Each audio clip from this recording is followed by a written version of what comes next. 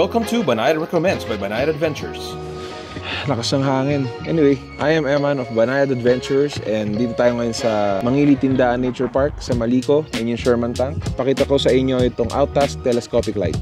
So, right out the box, medyo mabigat siya, quality. Itong bottom para ma-release itong mga legs. Tapos, pwede din siyang itaas. Pindutin muna natin to. Long press siya, so that will turn on the light. So pag pinrest natin ito ng once, that will set the light to the dimmest, mid, and yung brightest. Tapos double press ulit, 1, 2. Lumipat tayo sa warm, dimmest, mid, and brightest. Tapos 1, 2 ulit. Ito yung pang emergency na. Ganda. Tapos itong bottom nito is magnetic din. Since magnetic yung bottom niya, pwede natin siyang ikabit sa anything na bakal. Very sturdy dahil mabigat din siya. So itataas pa natin siya.